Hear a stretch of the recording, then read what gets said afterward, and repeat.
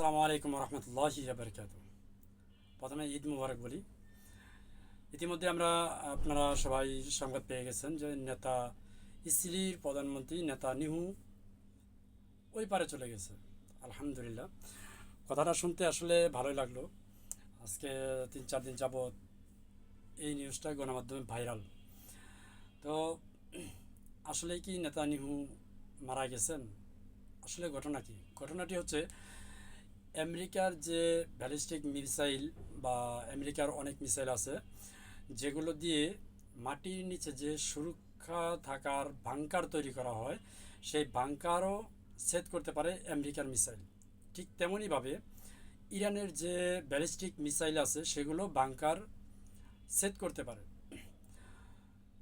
তো সেই 4-5 দিন আগে আমি একটা নিউজ দিছিলাম, আপনারা অনেকে দেখছেন, যে ইরান ইসরায়েলে হামলা করেছে এবং নিহুর যে বাসভবন আছে সেই বাসভবনে হামলা করছে।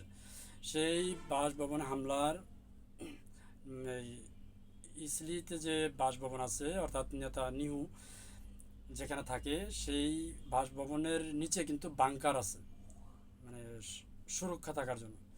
সেই বাংকারও নাকি সেট করা হয়েছে, এমনটাই দাবি করছেন তাসলিম নিউজ। এই তাসলিম নিউজটা হচ্ছে পশ্চিমা গণমাধ্যম বলে যে তাসনিম নিউজটা হচ্ছে আইআরজিসির একটি গণমাধ্যম। এই তাসলিম নিউজকেও কিন্তু এই আপনার পশ্চিমা বিশ্বরা রেড কালার অর্থাৎ রেড জোন জারি করছে, মানে ব্ল্যাক কালার যে আমরা বলি না ব্ল্যাক, তো ব্ল্যাক লিস্টে ফেলায় রাখছে। তো এখানে অনেকটি যুক্তি আছে। এক হচ্ছে এই নিহু ইদানিং যাবৎ, যতদিন যাবৎ যুদ্ধ চলছে বা এর আগেও 12 দিনের যে যুদ্ধ হলো ইরানের সাথে, তখনও একদিন পর পর ছোটো ছোটো একটা ভিডিও করে এই গণমাধ্যমের সামনে নিয়ে আসতো। যেমন মনে করেন সেনাবাহিনীর সামনে ভিডিও করতো বা সামনাসামনি আসতো, ভিডিও করে এগুলো ছাড়া হতো, সেগুলো দেখে বোঝা যেত যে নিহু বেঁচে আছে। কিন্তু আজকে 6 দিন যাবৎ এই নিহুর কোনো ভিডিও বার্তা নাই। সেক্ষেত্রে সবাই ধারণা করে নিচ্ছে নিহু মারা গেছে, কিন্তু এই মুহূর্তে প্রকাশ করা হচ্ছে না। কেননা প্রকাশ করলে ইসরায়েলের যে সেনাবাহিনী বা জনগণ, সাধারণ জনগণ, তাদের অবস্থা খুবই খারাপ হবে, হতেও পারে গৃহযুদ্ধ। আর ইরানের যে জনগণ, তাদের মনোবল 100 গুণ বেড়ে যাবে। বুঝতে তো পারতেছেন। তো এই ক্ষেত্রে হয়তোবা নিউজটা সামনে আনতে পারতেছে না। আবার আরেকটা যুক্তি আছে, সেটা হচ্ছে নেহু যে বাসভবনে থাকতো সেই বাসভবনের আশেপাশে অনেক নিরাপত্তা জোরদার করছে।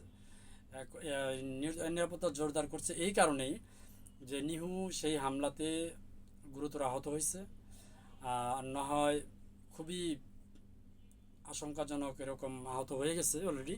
তো সেখানেই চিকিৎসা করতেছে এই বাংকারের ভিতরে, যাতে করে কেউ ভিডিও বানাতে না পারে, এটা নিয়ে সাধারণ জনগণের সামনে এই আহতের খবরটা যেন না পৌঁছাতে পারে। তো সেই জন্য ওখানে অনেক জোরদার নিরাপত্তার আয়োজন করা হয়েছে। তো সেই ক্ষেত্রে যদি বোঝা যায় তাহলে নিহু মরে নাই।